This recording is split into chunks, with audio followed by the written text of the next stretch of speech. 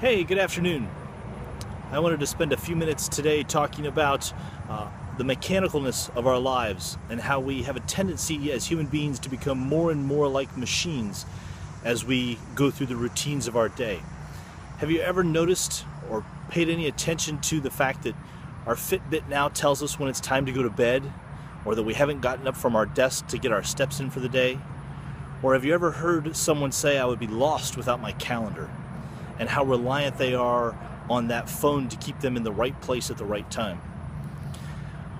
I would offer that over 90% of your day and every day has become so routine that we as human beings end up being like machines. There was a research by a physicist at Northeast University in 2010 that predicted that 93% of human behavior was predictable by computers. And as we become more and more mechanical and machine-like in our routines, we end up becoming like the characters that we see in TV and movies, where suddenly we become more like the Borg in Star Trek and we're assimilated, or more like Darth Vader and more machine than person, and the inhumanity that comes from that. Or suddenly we find ourselves out in the woods as the Tin Man in The Wizard of Oz, with no heart and rusted, frozen in place as a machine. This mechanicalness, this tendency to be like machines, numbs us. There's a safety mechanism in that we don't necessarily have to deal with the complexities and the chaos of life, but it also prevents the good things from coming in, and that mechanicalness separates us from each other.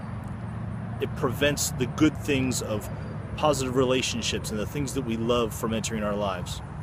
So my challenge and request for you this week is to pay attention to the areas where you may be more mechanical. What to do with that? The first step in battling that is to become more aware of what's going on right at this moment. Am I stuck in a routine that I do every day? Have I packed the same thing for lunch today that I did yesterday? Do I go to the grocery store and buy the same things that we buy every week at the grocery store? By becoming aware, you're able to make a choice and choose something different to decrease that mechanicalness. But also look for it in our relationships. Am I numbing out or being mechanical in my response to my loved ones, to my children, to my significant other? And being able to stop and choose something different decreases that mechanicalness. So pay attention this week. Think about what you're doing and why you're doing it, and whether it has become a machine, part of the machine of what you're doing. I'm John Rhoads. I hope that you're able to find purpose and meaning in your week this week.